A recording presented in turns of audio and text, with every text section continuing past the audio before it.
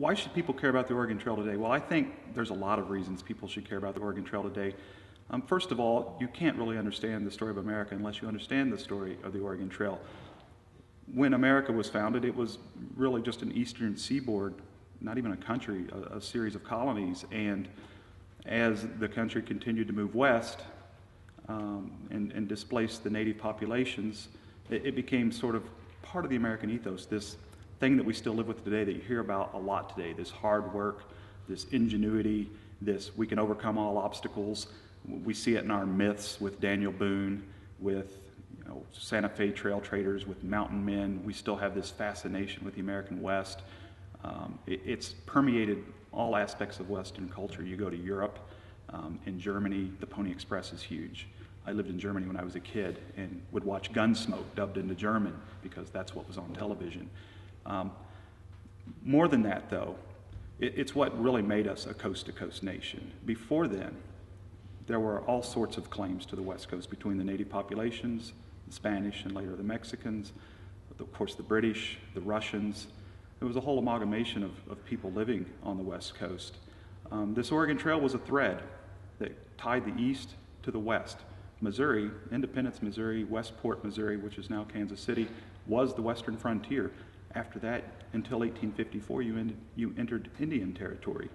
So this thread began to tie the country together, and then over the next, well, now 160, 170 intervening years, that thread has been pulled tight. We've brought together all these various cultures. At the same time, there were trails coming north.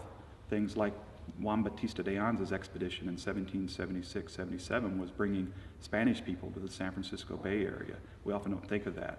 There were El Caminos, these royal roads coming out of Mexico City to Santa Fe and into the Louisiana territory and establishing Spanish missions. So we had this westward thrust, we had this northward thrust, and we see it alive today, and still this struggle between are we going to become a predominantly Hispanic nation, which some people fear, or some people embrace? Are we going to retain our Anglo culture? Or are we going to be what we've always, in my mind, kind of been, a melting pot where all of those different cultures are welcome? Not just those two, but many, the native populations that preceded everything, all of the European and Asian immigration and from other parts of the world. And in a modern sense, I think it's important because it gives people a sense of place, community pride. There are many communities that have branded themselves Oregon Trail communities. You go to a little town like Gearing, Nebraska, which is in the shadow of Scotts Bluff, this great national landmark on the Oregon Trail. The main street through town is called Oregon Trail Road. There are banners on the lampposts that will tell you you are on the Oregon Trail. Their entire Convention and Visitor Bureau marketing campaign is centered on the Oregon Trail. It's come to western Nebraska and have an Oregon Trail experience, and you can do that there. There are vendors that offer wagon trail rides. There are people that will take you out on the trail. There are the great landmarks like Chimney Rock. So in a sense, heritage tourism becomes a very important aspect of the Oregon Trail today. Heritage tourism is the second most popular form of tourism in terms of economic stimulus in the world today, second only to wildlife tourism. And it's a multi-billion-dollar industry. It's very difficult to track.